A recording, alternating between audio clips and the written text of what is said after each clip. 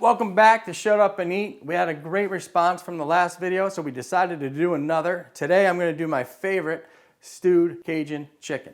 For today's recipe, we're going to need some bone-in chicken thighs, chorizo sausage, red onion, red bell pepper, some garlic cloves, bay leaves, Cajun seasoning, smoked paprika, cayenne pepper, celery, all-purpose flour. It'll be served over long grain white rice, garnished with a little green onion. Now we're going to prep the chicken and season it. I took the liberty of trimming a few already, and I will show you how to do it. The best tool for this job is a pair of kitchen shears. You're going to want to trim off some of this excess. You don't need this in the dish. It's only going to make the dish greasy. Now that I'm done trimming the chicken, we're going to season it. I'm going to take a little bit of the Cajun seasoning. This is important, right? You can always add, you can't subtract once it's in. So go light. You can always add a little bit more when you're cooking the dish, and I'll show you what I'm talking about in a little while. So I'm going to take a little bit of the smoked paprika, a touch of the cayenne. We don't want to blow people's minds, but you want it to be spicy. It's Cajun, right? So we want it to be a little bit spicy. And I'm going to put a little bit of all-purpose flour in. This is going to help thicken up the stew as it's cooking. So now that's all in there, I'm just going to toss it gently, not to make a mess. And you want to coat every piece with the seasoned flour. And good. Now this is the least favorite part of everybody's day, the prep. Celery prep. To make it easier on yourself, just cut them into manageable pieces like this. Sharp knife, once again, claw form. Get your fingers out of there, lay it flat. Pretty easy. So I could take all these and cut them into pieces, smaller pieces.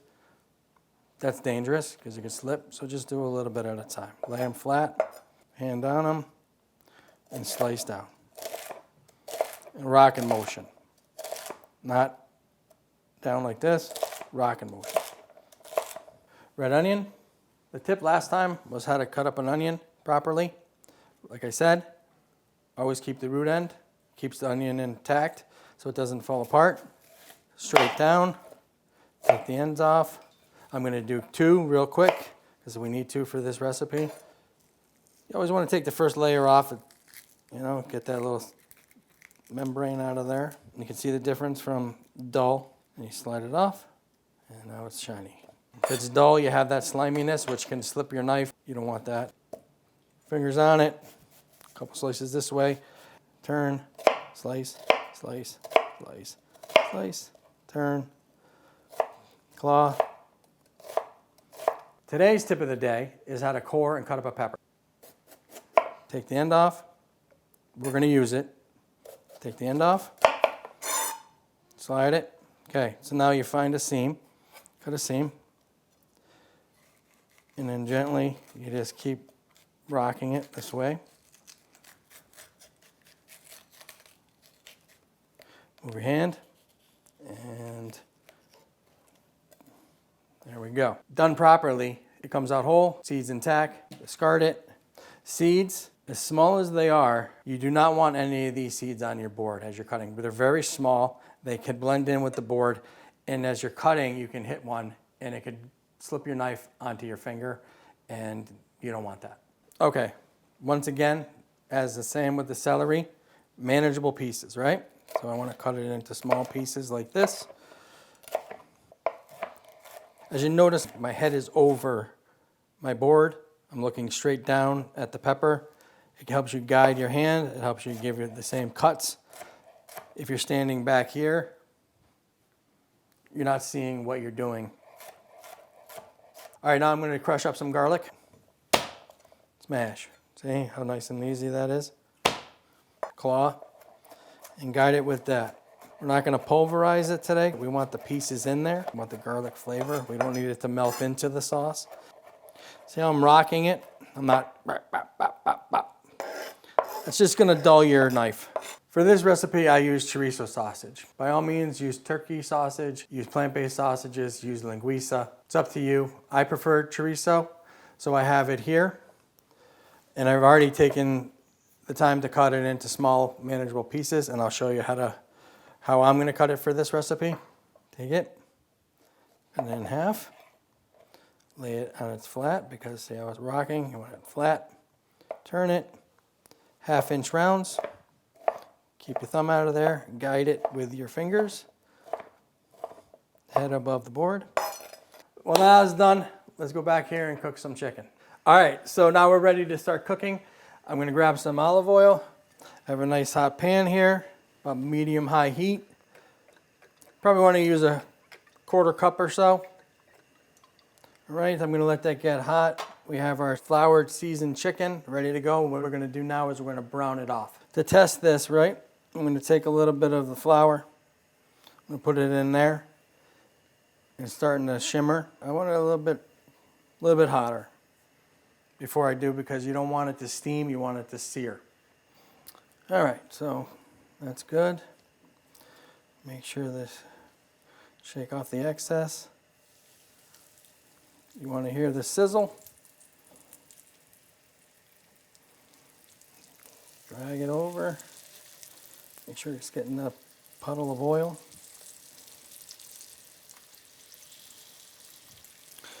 I'm going to turn it up a little bit, because as you add the protein to the pan, the oil is going to get significantly cooler, and once again, it's not going to give us the result we're looking for.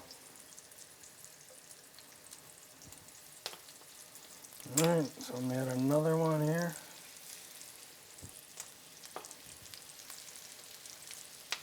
Move it around, make some room.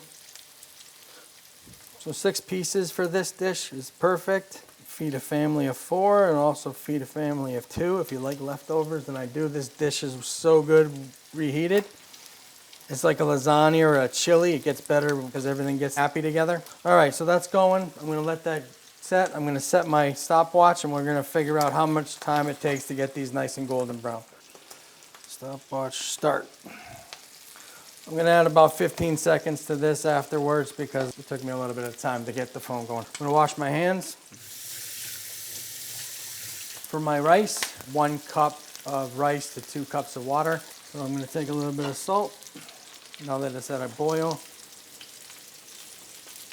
a little bit. Grab the rice. All right. So you're going to want to bring this back up to a boil. You're going to give it a quick stir. Perfect tool for the job, a pair of tongs. Every kitchen should have them. It just helps you flip it. I can check it, right? It's starting to come off. Let me take a little peek here. We're almost at the color that we're looking for. Just a little bit more. And as with every person's oven, stove, there's hot spots, right? So just rotate it every couple minutes. We're at 3 minutes. So at 4 minutes, I'm gonna flip them over, and we'll do another 4 minutes. I'm gonna take them out, hold them on a plate. All right, 3:45. I added the 15 seconds. Now we're gonna flip. Now we see the color we have here. And as we're doing this, as I mentioned in the first video, the brown bits on the bottom here are all gonna be used, and that's called fond again. All right, I'm gonna do that. Flip this over. See, hot spot. Different colors, right? So it looks like the outer part of the pan is hotter than the middle part. So we can just rotate our chicken with our tongs. Perfect. A spatula, your hands will be too close to the grease. I'm gonna let that go for another couple minutes. Be right back. All right, so now this is at a rapid boil. I'm gonna turn it down to a simmer with a nice tight lid. Pop it on. About 10 minutes, I'm gonna check it. See where it's at. Okay, we're back. Now it's been 4 minutes. I'm going to take this off. As you can see, nice and brown. We've got the color we're looking for. Look at that. If the chef's mouth waters, that's a good sign. Now it's time to saute up the onions, celery, peppers. That's on the order we're going to go. A little bit of onion. All right, celery.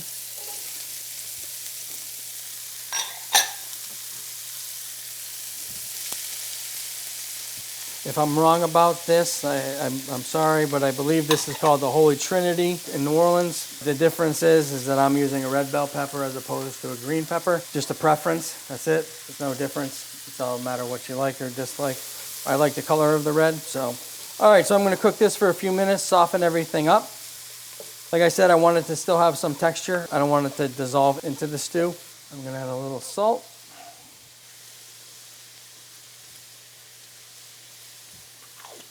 Black pepper. I grind this coarse. I like the taste of it. I like the bite of it as well. I wish you could smell this. It smells delicious. I'm going to put the bay leaves in. I'm going to put my crushed garlic in. So what happened is all those brown pieces, the fond on the bottom, when I added all these vegetables, these aromatics, they're called, they release their water, their natural waters, right? Picks up the fond very nicely. So at the bottom of the pan, you can see it's just as it was when it first started. And that's all inside of the flavor of the onions and the garlic and the peppers. All right, so I'm going to let that cook for a few more minutes. So now I've sauteed this up for a few minutes. You can tell because you can see that the red onions is a little more translucent. So now I'm going to add my chorizo to this, and I'm going to cook this for about 4 minutes. To get some nice color, to get the oils.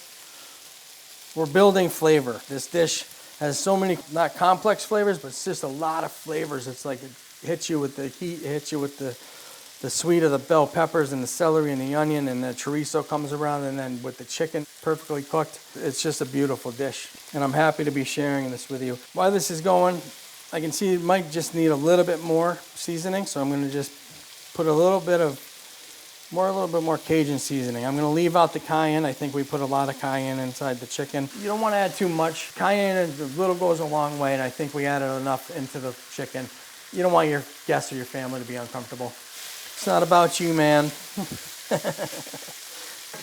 You know, you ever have someone's dinner, and you have someone's dinner and you're eating their dinner and it's like they make it, way too hot or something because they like it spicy, All right, it's been about 4 minutes now.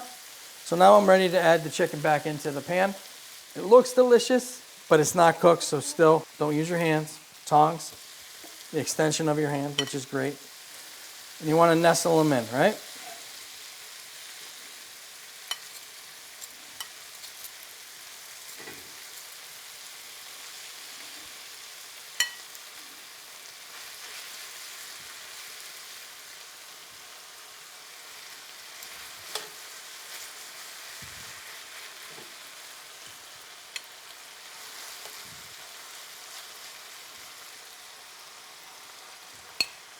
All right, so typically you would think that I would put my stock in first, but there's a reason why I'm putting the chicken in first, because I want the stock to come up halfway. I don't want it to be submerged. You don't want to boil these, you want to braise them, right? I love braising meats, so this is a form of braising. So I put those in. They have their own little space. I'm going to grab the chicken stock and pour it in.